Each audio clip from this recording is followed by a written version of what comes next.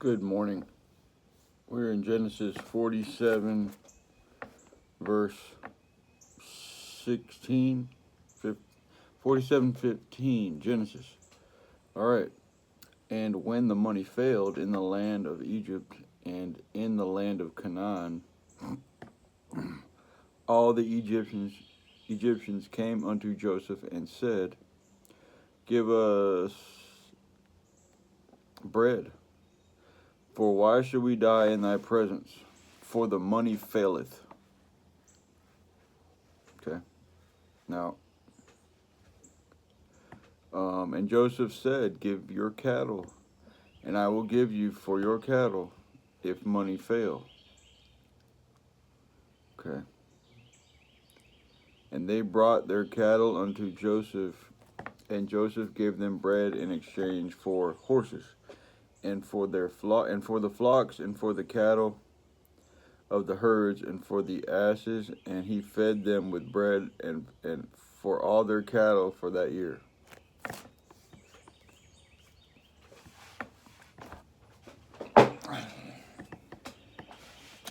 When that year was ended, they came unto him the second year, and said unto him, We will not hide it from my Lord, how that our money is spent.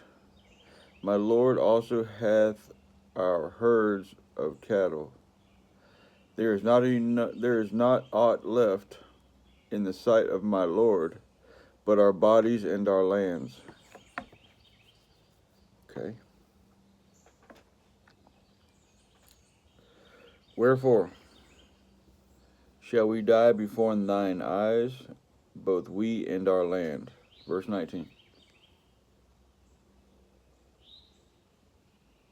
But buy us and our land for bread, and we and our land will be servants unto Pharaoh, and give us seed, that we may live and not die, that the land be not desolate.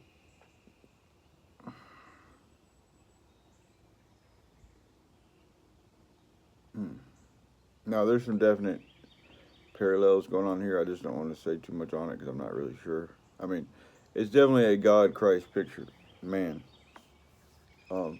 Just like everything else, but so let's keep reading for a minute. But yeah, it's definitely a Christ picture.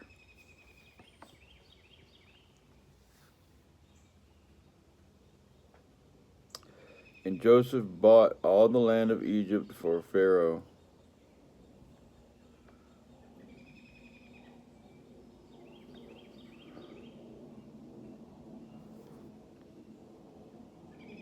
and verse 20, 47:20. Genesis 47, verse 20. And Joseph bought all the land of Egypt for Pharaoh. For the Egyptians sold every man his field, because the famine prevailed over them. So the land became Pharaoh's. And as for the people, he removed them to cities from one end of the borders of Egypt even to the other end thereof.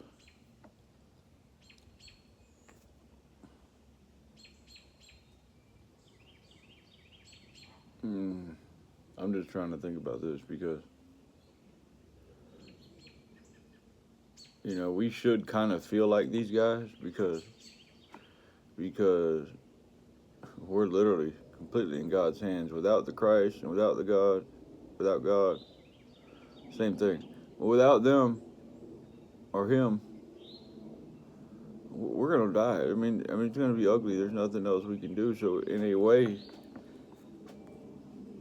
we're like these guys. If you realize your true position, Lord, take us. You got it. We're beat. We know you got what we need.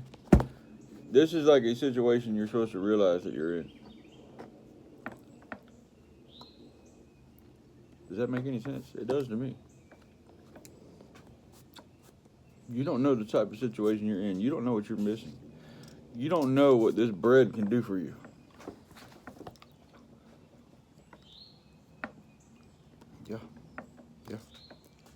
You have missed the message. You have missed everything. You don't know. You don't know what this bread can do for you. Mm-hmm. And that's the tragedy. But that's the way it works. You've been informed. You've been informed. You took the lie over the truth. Yep. What a tragedy. You know.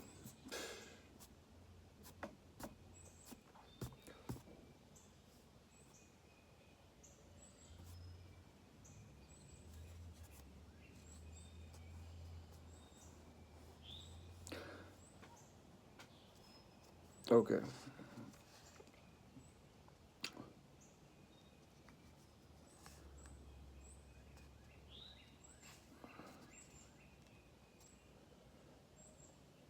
And as for verse 21,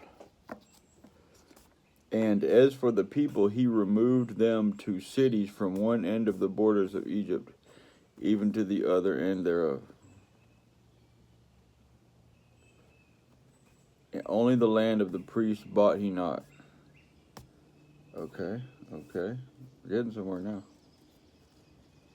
Only the land of the priests bought he not, for the priest had a portion assigned them of Pharaoh, and did eat their portion which Pharaoh gave them, wherefore they sold not their lands. Okay. Now that's deep. And we'll get into the footnotes when we're done. Hope you guys are here and paying attention, because it's getting really interesting. Because all this stuff about the famine, you know, the money's failing, you know, they're selling their land, they're trying to sell, they're trying to give up their whole life just to survive. And that's literally what position we're in. And it's understanding that, yeah, you're making the right decision by doing this with the Lord, but guess what? It's really the only way. So in a way, you need to feel good that you're making the right decision, but at the same time, you need to realize you're in a pinch. There is no other way. But it's a celebration. It's not just, oh, we got to go, blah, blah, blah, blah, blah. No, that's not how that works. You are literally in a pinch. If you knew what you were headed to, and what you're avoiding, and what you're getting, you'd be running, trampling over each other trying to get here. But no, that's not how that is. It's not even intellectually acknowledged. We were on a point last night. We had a live last night. Okay.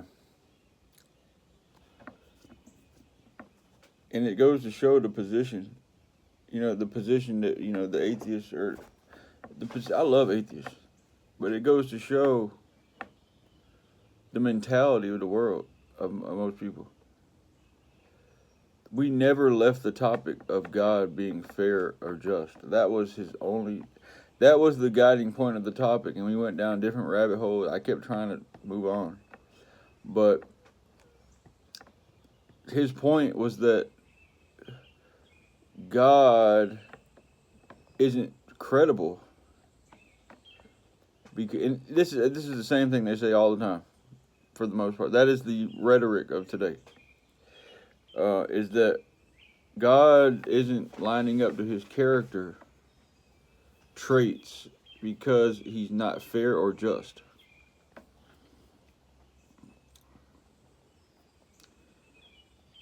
And that he didn't actually die on the cross because he didn't die.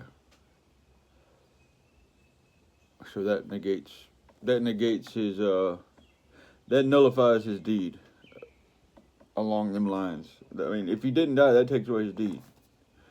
Okay. Last time I checked, when you go down to hell and grab keys, you pretty much died. Okay. But because he came back to life, they said that doesn't mean he died. Okay. I'm just telling you the stuff they're saying. Now, it's always something new. I love it. But yeah, that's the main point, is that God's character traits, he's not all good. And so I said, first of all, And we would not move past that. I was like, hey, okay, I hear what you're saying now. What's your next blow against this? That we really didn't have another blow. That's pretty much it. So, I'm listening. I'm giving different examples. I'm trying to. They were just blah blah blah like teenage girls. I ended up just going to bed and just letting them have the live because, I mean, it's as we grow mature, the more mature I get spiritually, the more it amuses me, like little kids playing. It's like little kids playing. I love seeing people bicker in the live, because it's literally like little kids playing. Because that's all we are as children, really. We're just grown-up kids. With now we have some arsenals. Now we have some words, and we know how to use them to a certain degree. And using our tone and using everything we can, it really gets funny sometimes. All I see is a bunch of little kids fighting. That's what I see. Little kids arguing. And when I hear that stuff, you talk about tickled. It's funny because there's so much passion. There's so much there. There's so much, their heart's in it. It's so passionate and comical to hear people talk about this stuff in a friendly way because they're just really trying to have fun and stuff. And, all I see is a bunch of kids. And I think that's how God looks at us. We're just the same. We were all kids at one time. And I got off on a tangent, but we were all kids at one time. We're still the same. We're still the same, And, yeah, so back to my point is that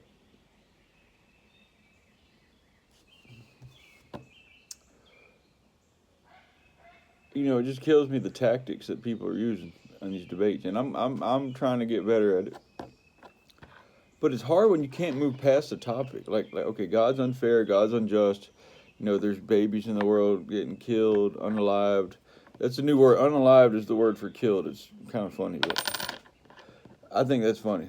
I was like, what is that? Am I in the Matrix now? They're doing away with words? I was sure the Mandela effect had taken away that something had happened there. But yeah.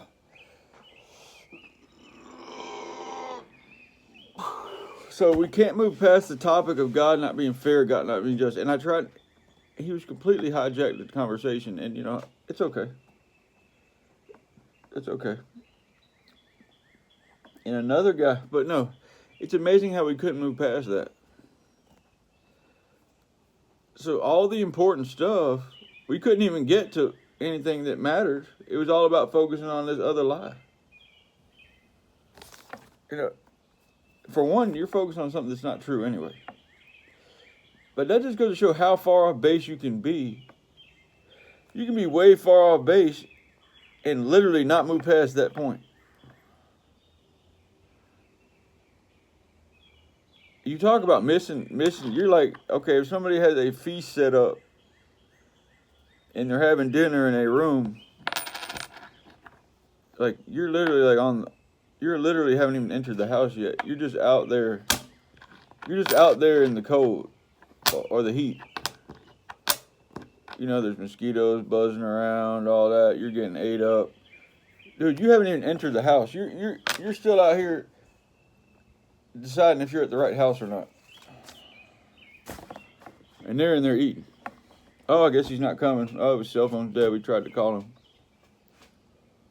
him. When you're on a topic like that, mind you, it is a topic. A new topic that was never spoken of in the Bible. Okay? It is a new topic. Okay? When you're in a situation like that and you can't move past that, you're literally outside. Like I just said, you're literally way off course.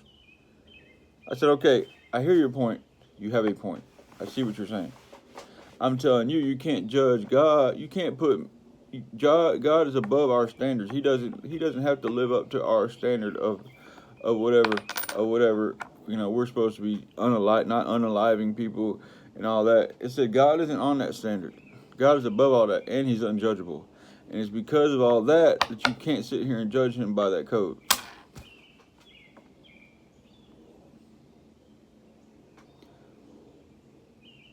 They said, one guy, he was a Christian. No, that's not right. That's not right. That's not right. That's not right. The other guy didn't really have much to say about that. Hopefully I planted the seed, but that's basically true. You can't sit here and expect God to live up. I mean, you can. It's not doing you any good. God can go against all His rules if He wants. I'm not saying He does. I said you don't know what's beneficial for man and all that. I said you don't know. If God wants to walk up and slap somebody for no reason, He can do that. But you're basically saying, hey, you're not God because of it. I said, good or not good, where do you see in the Bible that God is all good? I mean, it might be there, but it's not to the extent that they're making it.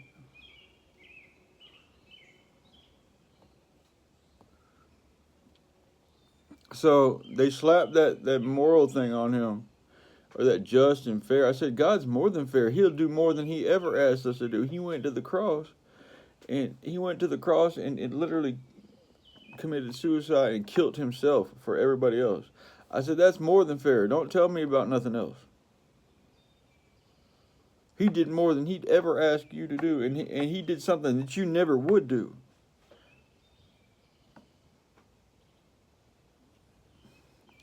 Period. And then he went straight. He avoided that whole topic and said, oh well, blah blah blah blah blah.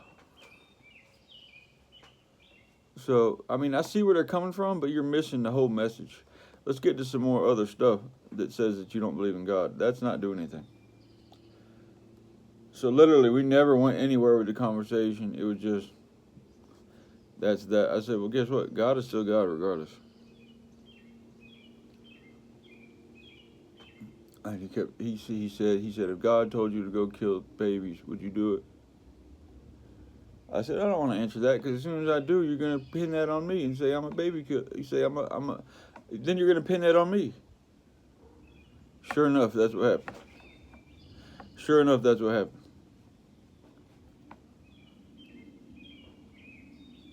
I said, do you mind if I don't answer that? So the point is that we never move past these blockades. These blockades are literally blockades. When you get on this type of stuff, you're not going to get past it.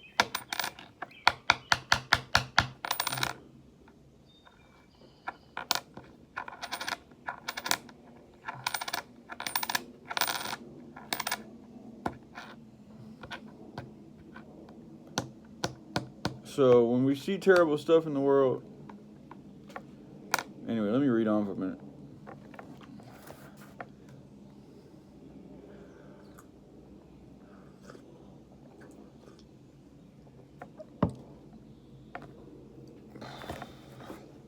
The God that I know, y'all, can do some terrible things and lets terrible things happen, which is all the more motivation for me to get out the way.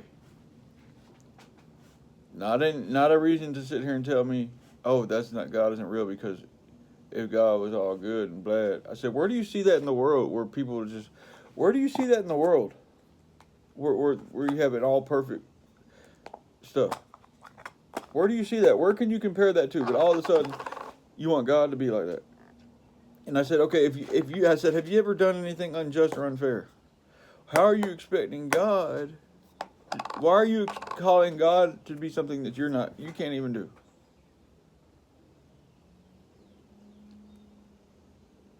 That wasn't a good topic either.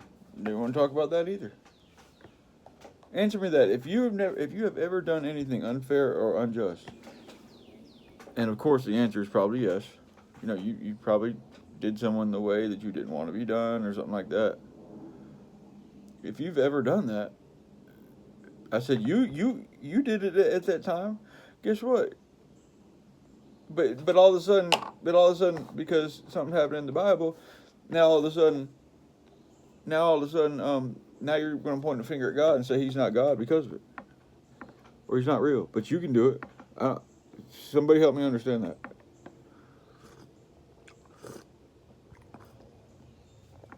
And these are just points that I'm formulating.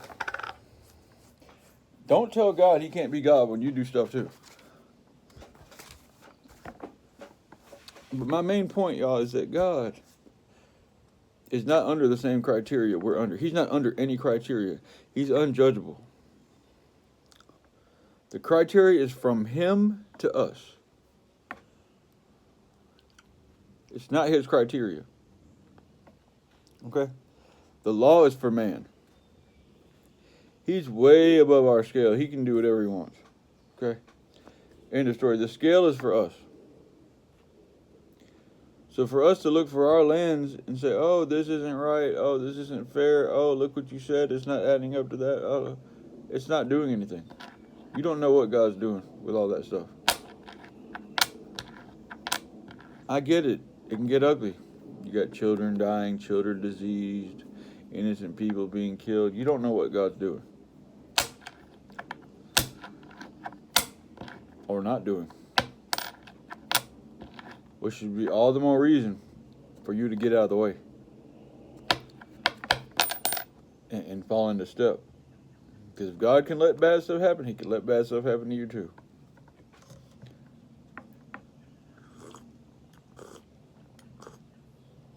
So, I got a lot of points on that. I love that topic. But guys, when you're on that topic, you're not growing at all. You're literally in an eddy. You know, one of those. It's like in a river when the river's flowing, and there's a little pool off to the side where there's like some foam and debris and stuff, and there's really it just gets stale. And that's where you're at. You're not moving any motion. You're supposed to be going down into the ocean, flowing down your river, going down to do bigger and better things, but you still hung up on your eddy. I think that's what it's called, an eddy. You're hung up in that little eddy doing nothing.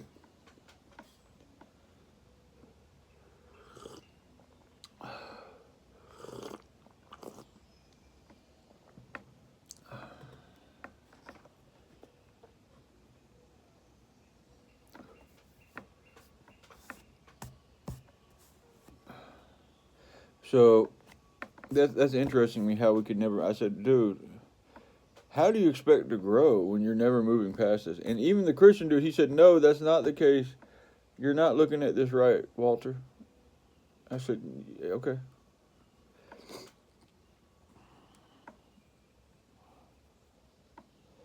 So it's hard. I sometimes I regret getting on lives, but at the same time,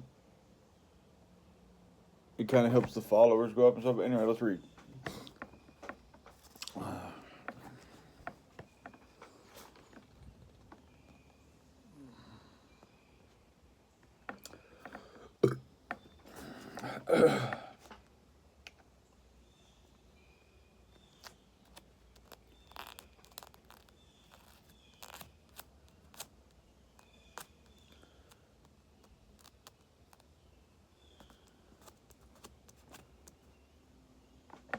Hey, Gracie.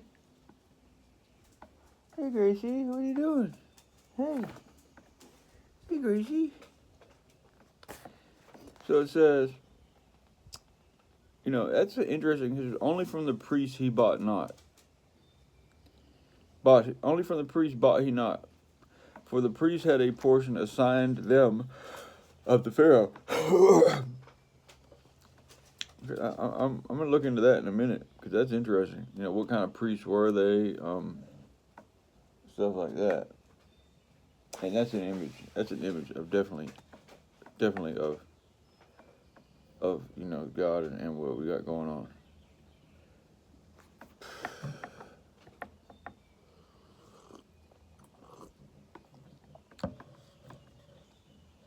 And then we just went into a topic, or they went into a topic about brainwaves and what actually qualifies as dead. And I guess this came from, they were talking about dreams and this and that. And it just went way more and more off in left field. It wasn't about God being real. I could have shown them many, many more illustrations about. I could have shown them way more edifying things about God being real. And I'm not gonna. I mean, just way more stuff like prophecy being fulfilled. Anything. Many other topics I could have shared, but no, they went into a topic of brainwaves and dreams and how if they're real or not, and how that pertains to God being real. And I couldn't get a word in. Anytime I tried to say something, it was quickly redirected. Even the guy that was on supposedly a Christian, he wouldn't let me talk, and that's fine. I love it because it's entertaining to me. It's like kids. Kids are always innocent and fun. And that's how that works.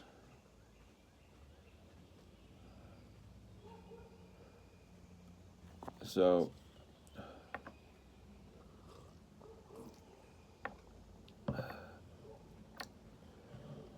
God is in control, but it literally cracks me up to see these people talk about this stuff, because it's just like people just want to talk, and that's fun.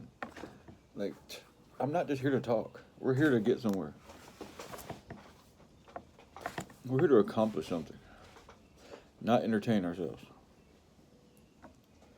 That's what we're doing. We're here to establish and accomplish. In a few days, we'll have done the whole book of Genesis. Who does that? That's amazing. And I'm giving all the credit to God, and we're still going. We're going to be doing it. We're going to Exodus next, obviously.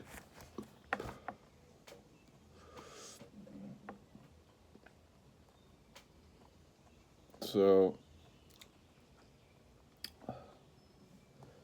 God has given me the patience and the, I guess, I don't want to say foresight, but God has allowed me to calm down and to see what we can do here.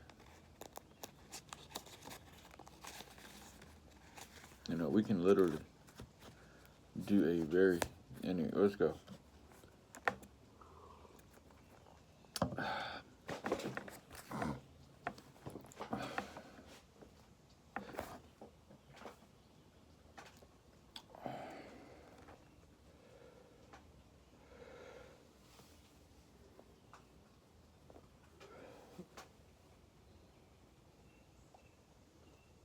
Then Joseph said unto the people, Behold, I have bought you this day and your land. It says right here in 22, though, it says, and the priests did eat their portion which Pharaoh gave them, wherefore they sold not their lands. So, God gives us stuff, we have to eat it. If you're sitting there talking about all this stuff about God not being right and fair and all that, you're not eating your portion. Like I said, you're out in the front porch wondering if you're at the right house while the feast is going on. They're literally on their last course. Dessert's coming out. And you're still outside wondering if you're at the right house.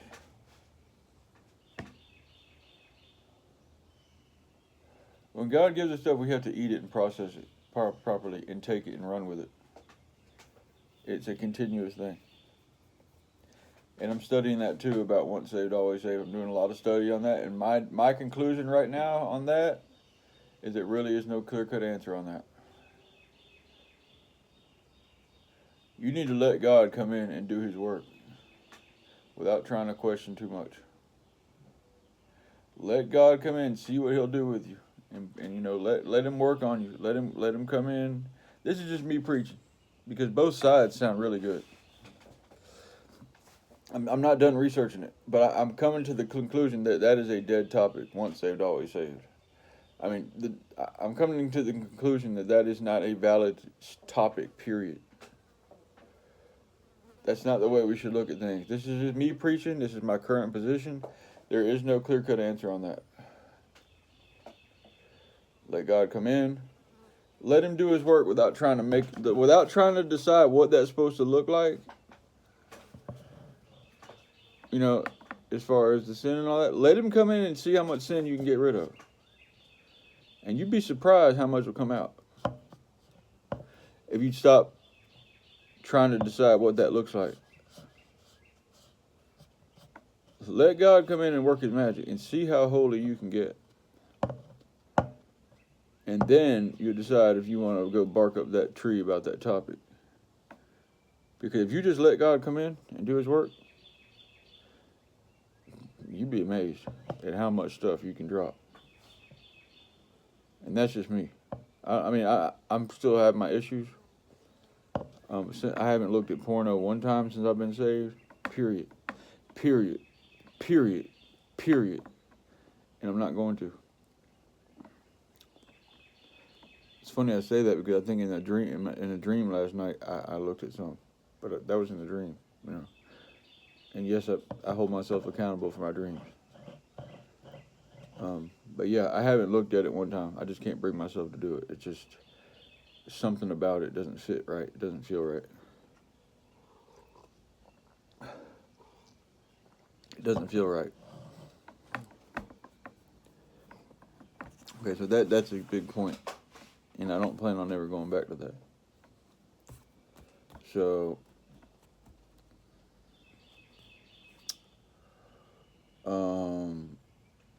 so don't sit here and tell me that God isn't doing stuff. Okay.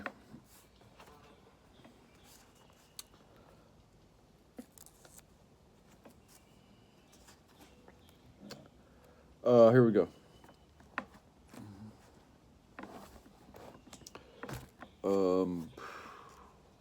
I know God is working in my life. It's not about being just and fair. If he wasn't just and fair, he would have not done that. He did that. He came into my life and started working, or has been working. He's working on me. What did I do to deserve that? How is that not just and fair? That's more than fair.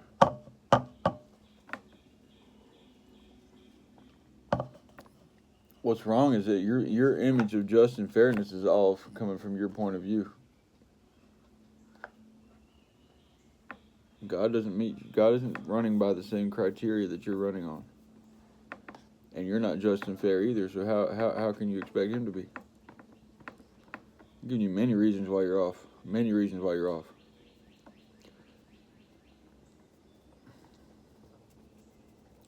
Many reasons why you're off.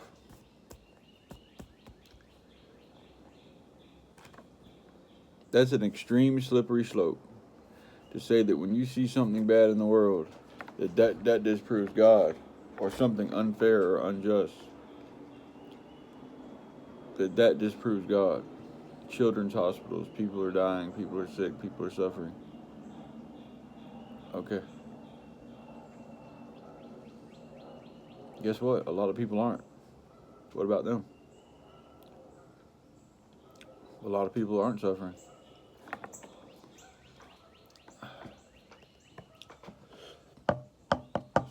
So, what if there's more people not suffering than suffering? Is he still unfair and unjust? I'm just throwing something out there. There's a lot of ways to look at this, man, that don't give your side credibility. There's a lot of sides of this that doesn't add up to what you're saying. What if there's more people not suffering than suffering? What about all the people prospering? What about that? It's a fruitless topic. There'll always be an answer. It's a dead topic. That's why the devil loves it. The devil loves that topic because there's no ground. You're literally spinning tires. You're in a mud pole, a mud pit. You know, you went 4x4 and whatever. You're stuck for good. You're talking about you need a new rotor. You're tore up, slap up. You need a new rotor. Your bearings are gone. You know, you're out there in left field, buddy. You're not gonna get past that. That is a perfect bogged down point for the devil. Now you've discredited God's entire character. Not to mention all the stuff he was gonna do for you. Now you can kiss that goodbye. Because that is a main foundation point that you have fallen on. You have fallen on a main critical point.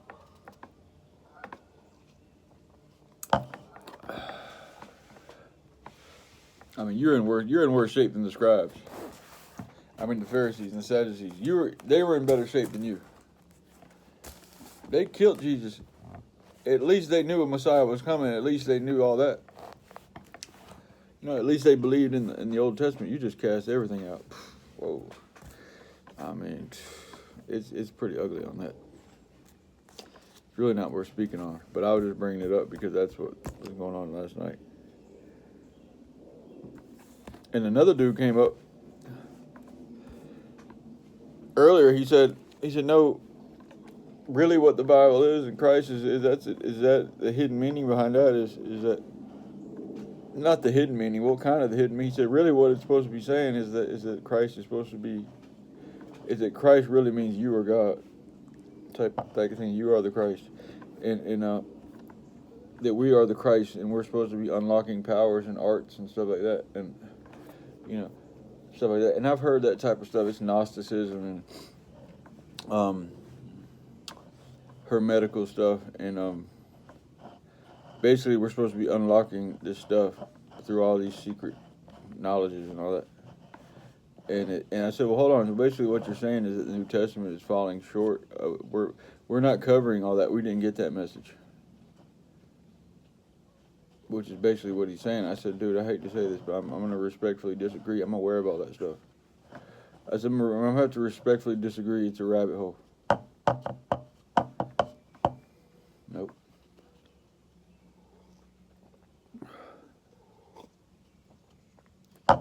It's another Bible discrediting line of thinking, which is a classic. Okay. So.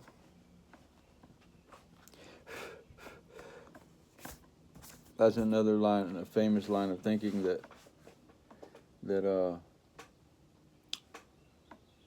there's hidden stuff. I mean, there's hidden stuff. Not like that, saying that there's some hidden teaching. Jesus is not what he claimed. He's really supposed to be something in you to unlock power. I said, okay. I said, the only thing that's ever going to help you, the only thing that's going to be beneficial to your salvation or to any type of spiritual advancement, there's no other knowledge outside of this book that's going to get you there. And I'm not saying there's not practical knowledge, like, learning trades, learning social, learning whatever skills you need to learn in this world to make you a better person or a better provider.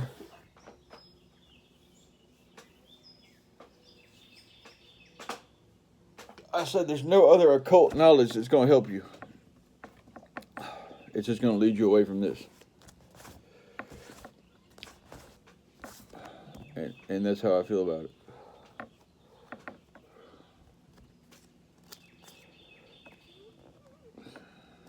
Okay. Only the land are... Then Joseph said unto the people, Behold, I have bought you this day and your land for Pharaoh. Lo, here is seed for you, and ye shall sow the land. Yep. I'm going to read on, 24. 47:24. And it shall come to pass in the increase that ye shall give the fifth part unto Pharaoh.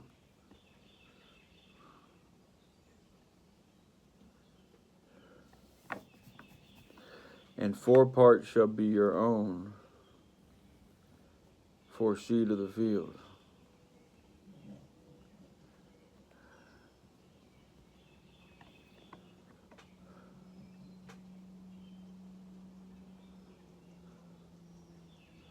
For seed of the field and for your food and for them of your households and for food for your little ones.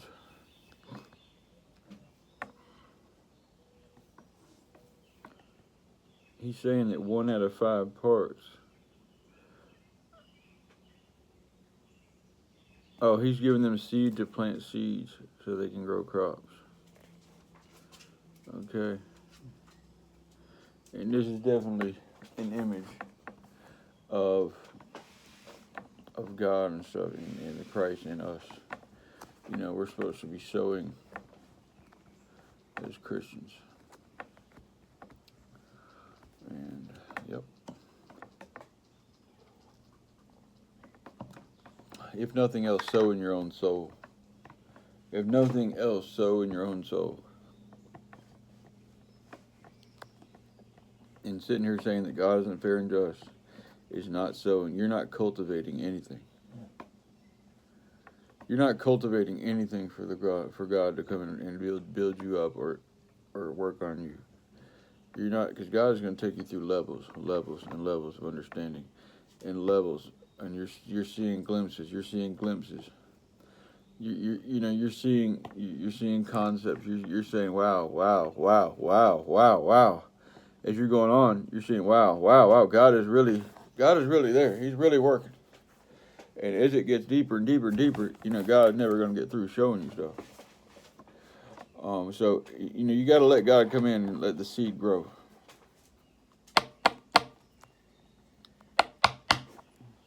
And it's a scripture that said that man can plant it, but God gives the increase. You can water it, you can plant it, but guess what? God makes the stuff grow, nobody else.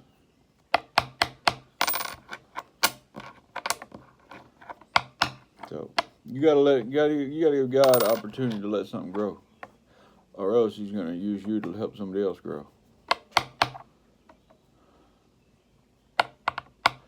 Good gracious.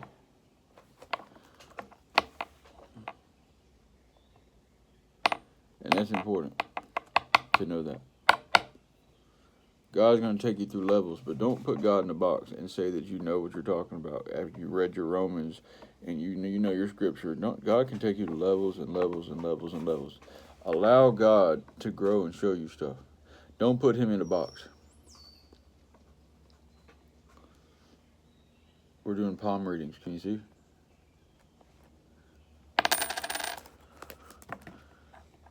Just kidding.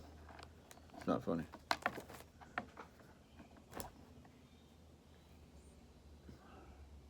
Okay. You have to let God's hand is out. It's not. But literally, God's hand is out.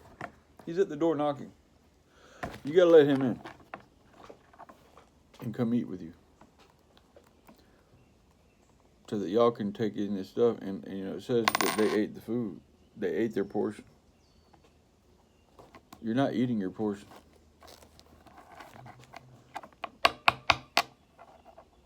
You're saying that portion isn't good. You don't accept that portion. It's not fair. It's not just. You're not meeting up to this criteria. La la la la. You decided that your vital sustenance is not going to fit for you. You don't need it.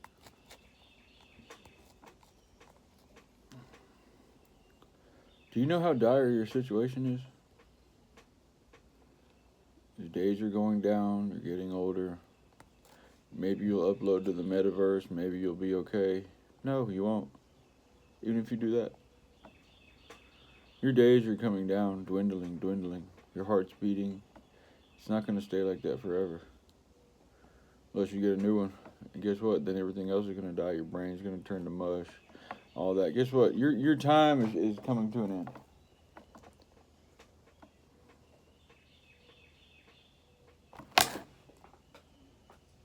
All right, Gracie? So you're in a dire situation. So you need to, and whatever. We never got any of those points. So, and this illustration is here to show that that's the direness we're in. You're coming up on a famine where your heart's going to stop. There's a famine of life. Your life, you're like that movie Time with Justin Timberlake. They got the times on their hand, and it runs out unless they get refills and stuff. And it's all coming from the source, the government. You have to go to work and stuff to get time to keep going. Guys, you're in a critical situation. And it's only coming from one source.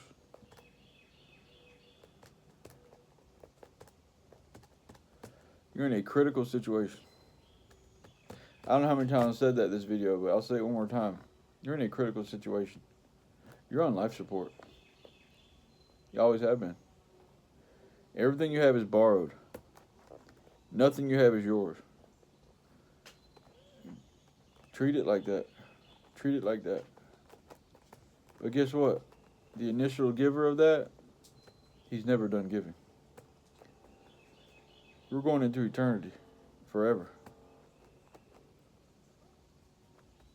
So this can be one of two things.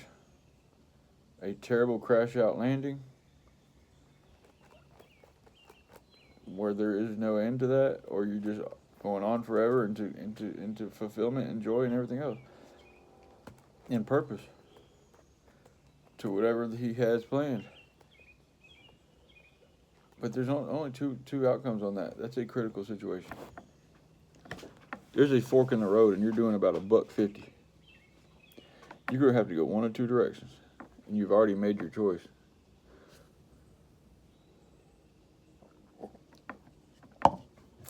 So don't expect anything more. Because you're not going to get anything more.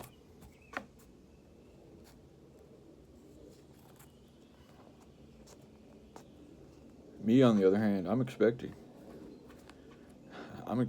God. For lack of better words, I'm pregnant with the Spirit. The Spirit is here. It's growing. It's growing. The Spirit is growing daily. Sometimes you just have to let it run its course. You just have to let it run its course. God will give the increase. But you got to get out of the way.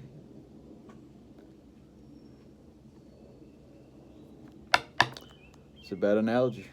But when you're pregnant, you don't need to be smoking cigarettes. You don't need to be doing stuff that's going to harm the Spirit. Don't grieve the Spirit. Don't grieve the Spirit.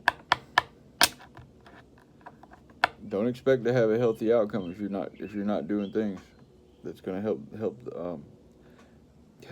whatever's supposed to be growing. And I don't like the pregnant thing, but it's pretty dead on analogy. You need to be nurturing that, preparing, setting up the room, doing everything, getting clothes, getting diapers, preparing, setting money aside. Everything you need to be doing to prepare this to be a prosperous thing. That's what you need to be doing with the Spirit. You never know what that child is going to become. It could be something that could be great. Could be Bill Gates. Could be, it could be anything. You never know what is going to come. Don't put God in a box. It could be an NBA star. Could be an NFL star. Could be a Taylor Swift. It could be anything huge. You never know what potential God is going to do. Could be the president. Could be the president of the United States. Could be anything. A king. Well, I don't know about that, but you never know what can happen with the potential. But no, you decided it wasn't good. You decided it wasn't fair. You decided it wasn't just. You got it all wrong, buddy. You got it all wrong.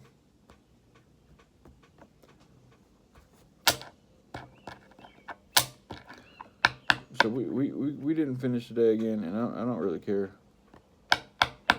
Because we're looking at stuff, and it's a good illustration knowing that, we're in the Pharaoh's hands. But guess what? The priests had their portion, and they ate it. That's an image of us and how we're supposed to be. Eating the food, allowing it to digest. Not saying we don't want that. It's not good enough for us.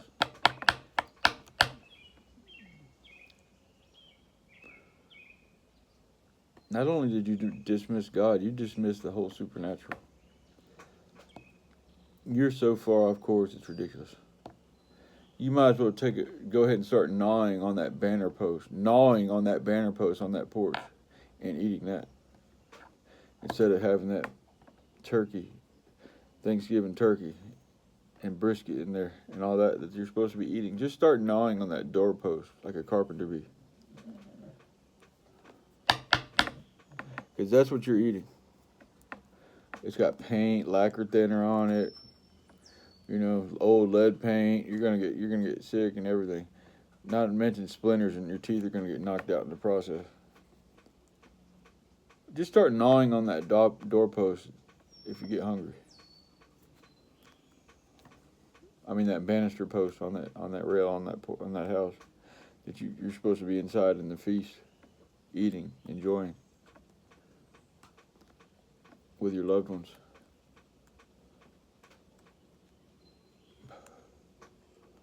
You know, you're out there on the doorpost. You're gnawing on that banister like a carpenter bee.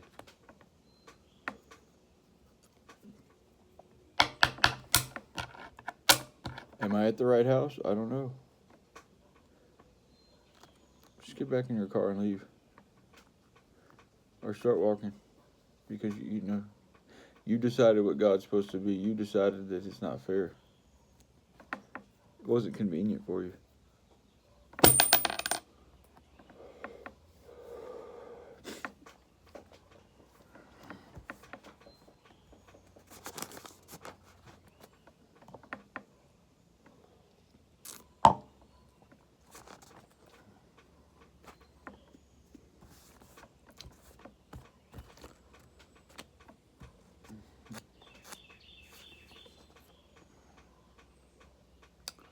And they said, no.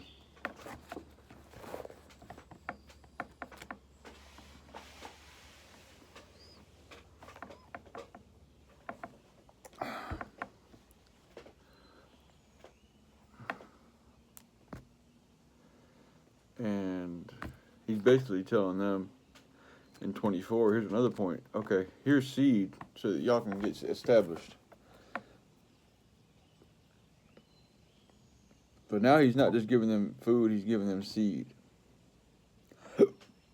He's giving them a chance to self-perpetuate so that they can establish themselves. But he says, look, I'm setting y'all up, but y'all need to give a 1/5 of your parts back to Pharaoh. And I'm pretty sure there's another famine coming, but guess what? He's going to be super straight this time. He's straight, but this time he's going to be super straight. Now, I don't know if that's what's going to happen. I'm pretty sure that's what happens. So he builds storehouses up, and he saves even more this time, if I'm not mistaken. And that's how God works. God's always going to be in advancement. It's important to know that. God is not just a winner. He's not just the best. He's always exceeding his own expectation. I mean, not his own. He's always going to levels where it's never complete.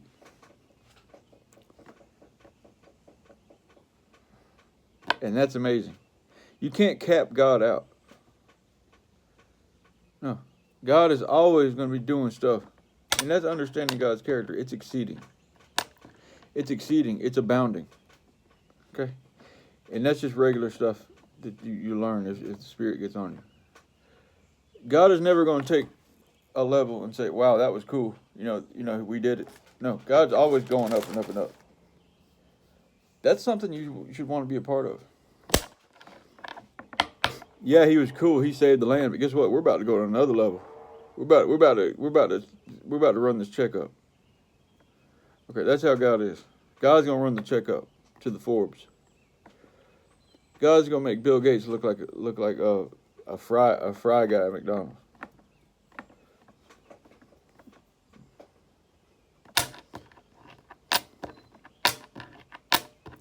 God's gonna make Trump look like a janitor. Okay, with his ambitions.